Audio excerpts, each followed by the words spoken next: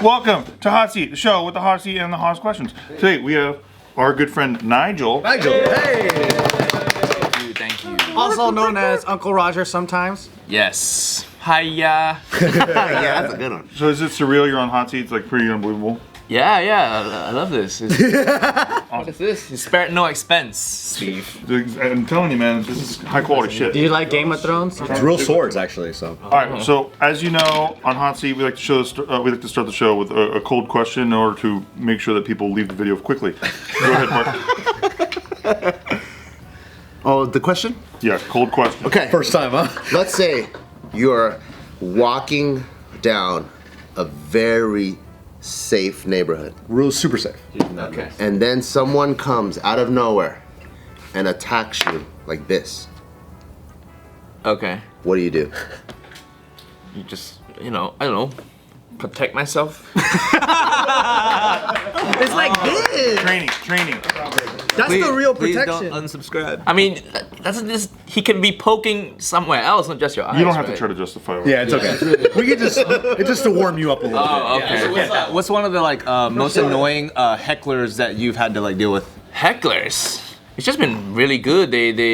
People are nice so far on the tour. But the worst show I've had is at this place in the UK. It's called Butlins. It's a holiday resort. Butlins? Yeah. Huh. I mean, it sounds terrible. It's people just go there and drink. They're drunk at 3 p.m. That sounds awesome. Yeah, well, Sounds like the Commerce Casino. They just heckle the shit out of it. My worst gig, I was supposed to do 20 minutes at that show. I lasted 8 minutes on stage. Did you excuse yourself? Did you walked yourself out, or? No, I was like, I'm gonna do my time, but at the point nobody was laughing. They started booing at minute 5. They were throwing like the beer cups at me. Thank God it's plastic. Thank God. It's good. And then I was like, no, I'm gonna get paid to do 20. I'm gonna do 20 to get paid. But then at the 8-minute mark, I saw a security guard behind the curtain. Just giving me this motion. Just get off this motion. What happened? Were there a lot of drunk people just talking shit for no reason? or- Very like, I wouldn't say they're racist. Maybe they are. They probably are, but I don't know. But I would say they want they're very insular. They're very mob mentality, small town Britain. They want to see, and they're drunk. They want to see Conor McGregor. Yeah. No, Conor McGregor's not British. He's serious? Irish. Yeah, Irish. They'll hate him too. So it's not a race thing. How did you stay motivated after that incident to keep doing stand-up? Did that not crush you? Like, oh my god. Crushes you for a day, but then yeah, but it's like I've bombed before, and then it's become a great story. If you search like Nigel Ng Butlins, I have a 6-minute routine. I describe that resort as it's a seaside resort that will make you pro global warming. When you see the people there, you're like, melt the ice cap, drown those fuckers, you know? Yeah, shout out to Butlins, yo. Yeah. Butlins. And I also describe them as, it is in the bit as well, they were wearing the shaved head and white t-shirt, that kind of get up, the skinhead get up, in the UK, and then I call that the business casual version of the KKK outfit. Oh shit. That was a roughest gig out there. But apart from that, on my tour, it's been amazing. San Francisco, a little bit quiet and nerdy, but that's the worst, so it's fine. People come out to you to see you because they like you, right, on tour. So Yeah, that's pretty cool. yeah. You ever smash the fans? Smack. Sometimes, Own it! Let's go. That's the best. I like how fast he answered that. At least he owns it, unlike this guy over here. Joe. Joe. No, you sex haver. I'm a people pleaser, Oh, that's what it is. So you went to school in Northwestern, but you didn't grow up here. Like, what brought you to Chicago to go to school? I just got a scholarship. You're just smart as fuck. I'm okay. I get by. What'd you get a scholarship for? For a degree, being engineering smart, degree. you fucking Engineering. Did your parents go, I can't believe it. You are not an engineer. You're a failure, man. What the hell? Before Uncle Roger blew up, yes. Really? But Like, I just want to do a stupid jokes all day? Do Now- they believe in the longevity, or are they doing that shit where they're like, this is a phase? Now I think they're okay now because Uncle Roger's the only thing they laugh at because they can understand him. I speak in the Asian accent, right? Like mine's regular stand-up. I sound like this. It's a bit fast, too fast for them to get. Once you start talking about like business casual KKK, they're like, What? What's the KKK? oh shit. Is it like it's like the video like 4K? Is that kind of thing like high quality video? It's only 3K, so it's not so good quality. And then on YouTube, you can see the subscriber number. So that The number. They're very numbers driven. Quantify it. They love the very numbers. money, dude. They could brag to their friends. Look at my son. What about your son? He's just an engineer. He's famous. He has the full case. What do your parents do? My mom's like semi-retired now, so is my dad. My dad used to sell used cars for a little bit, you know. They're not very successful, so I have to send them money all the time. Do you tell them that? Right? What? Do you tell them they're not very successful? I think they know themselves. Okay. I don't need to. Do you think they pressure you harder because they themselves were not? They didn't really pressure me. Really? Tiger Mom is like a very Western Asian thing, you know. In Malaysia's a bit more chill. We're not like Korea or China. So I grew up pretty good childhood. So what motivated you to get good grades? I don't know. I just like being good at stuff. Wow. I just grew up. Whatever I did, I try to do my best at it. You know. Outside of comedy, what else do you feel like you're good at? Like, do you do anything else? Hobbies, sports? Pounding my fans. So Hell yeah. A plus, dude. I'll give you a scholarship. Uncle Roger. The Nigel Experience VIP tickets. If we ever travel together, just remind me to get a hotel on the opposite side of you, so I can get a fucking night of sleep. You guys having uncle orgies, dude. You're gonna hear him critiquing. Oh, blowjob was better in New York. Oh god. What was like the most gratifying for your own self that like came out of the Fan fucking experience. fan pounding? When Uncle Roger blew up, what was like one of the coolest things that came about from that? I've been hustling for like a decade, 10 years, 11 years, man. You know, you do any sort of creative endeavor, you're not guaranteed a break. Yeah. So to be able to do what I do for a living and, you know, live, you know, comfortably off it, it's like, it's a good feeling, man. So out of your 10-year hustle, what year was the viral of your content? Uncle Roger went viral July 2020. Wow. So I started doing stand-up 2011. So I've been hustling 9 years, and then the pandemic.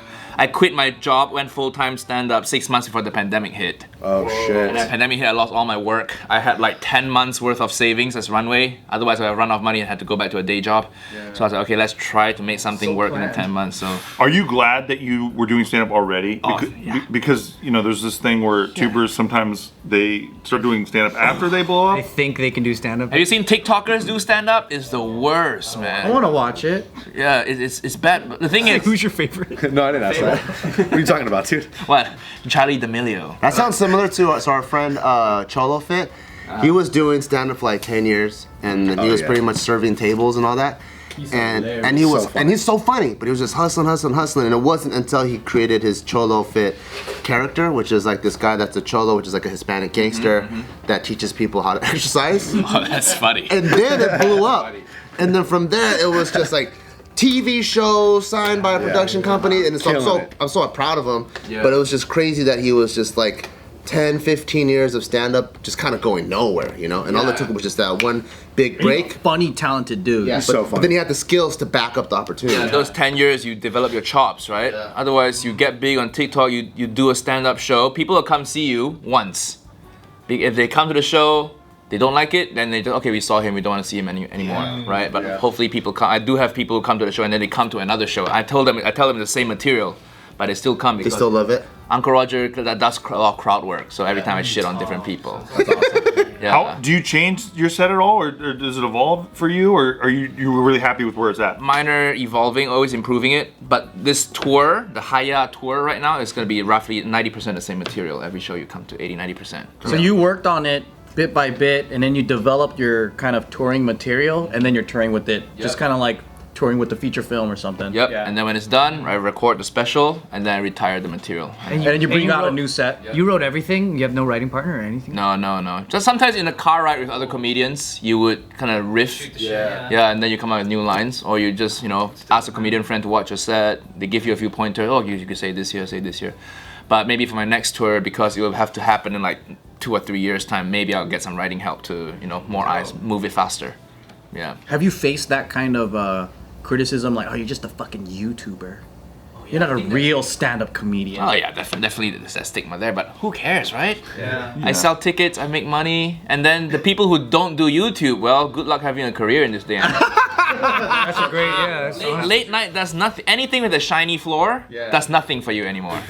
shiny floor. If you find yourself on a shiny floor, you're irrelevant. Fucked. You're like, oh shit. It's true. The only way shiny floor works if you take it out and put it on YouTube, then it goes viral. Then the shiny floor But works. if you have too shiny floor, your friends are like, nah, this is a shiny floor. You're not relatable. It feels outdated, right? Yeah. On TikTok, you see shiny floor, you just scroll through it. True, yeah. You're gonna see big tits and a ring light. That's why the TikTok. I mean, hey, that's very true. So a lot of people that do comedy, it's like their form of coping or something painful that happened, and that's like their new perspective.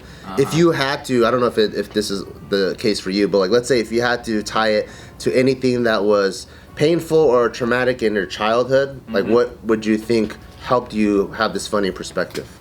I never had that traumatic of a childhood. I think I was beat by my parents, but we all were, right? So I was not. You were not. No, I mean, well, that's not true. They hug me really hard sometimes, and it's hard to breathe. Fucking ass. Sounds like you're bragging. And they gave him allowance. Oh, too much love. It's constricting. And I'm like, oh, hang on, let me crack my neck first. It's like a bear hug. I mean, that's one way to view it as a coping thing, but sometimes if you... it's not really that, because if you just view comedy as a coping thing, then you do very depressing comedy. You talk about how your dad touched you when you were growing up. It's like, oh. Yeah, that gets old. Waiting for the button. Is there a button? What?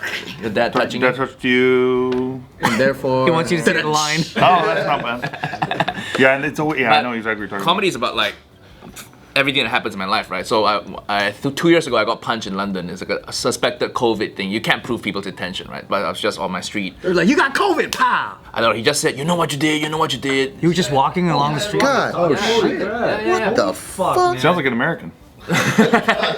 I haven't gotten punched here yet, so. Thank you know. God. Wait, London has an Oakland too?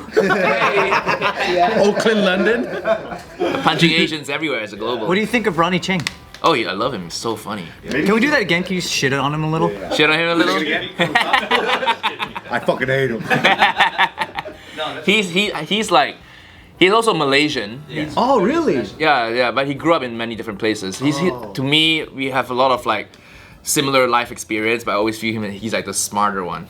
His comedy is very like insightful. I thought he was Australian or something. He lives in Australia. Oh. Is there like a particular like for Asian stand-up comedians like a particular type of Asian joking that like many do that you just like really don't like? These like kind of overrated or played out. My father-in-law loves Joe Coy, for example. Joe Coy's great. Joe Coy's great. Well, there you go.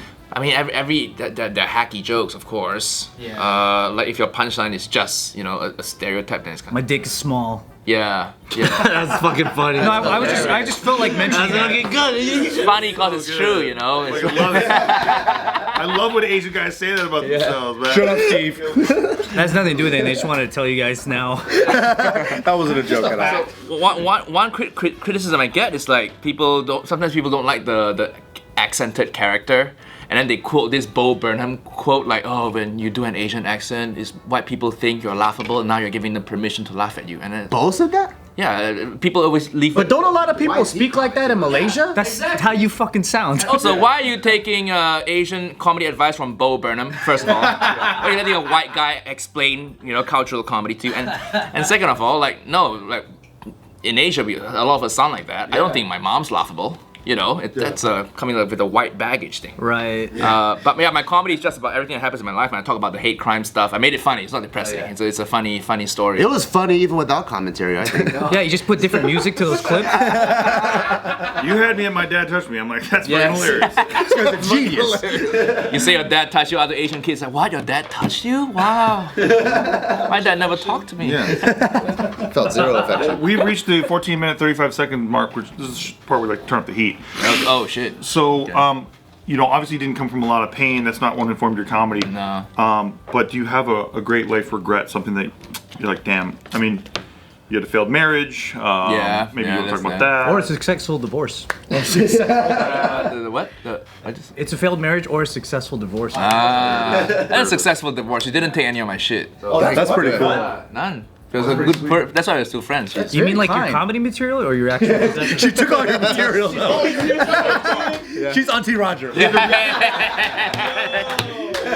She's touring like crazy. What if the judge And does that and Jemima? goes, she's gonna have to take half your material now? You're like, no, not half of my set. I've been You working keep on the that. setups. You want Raj or Jur? You can take the setups, she takes the punchlines.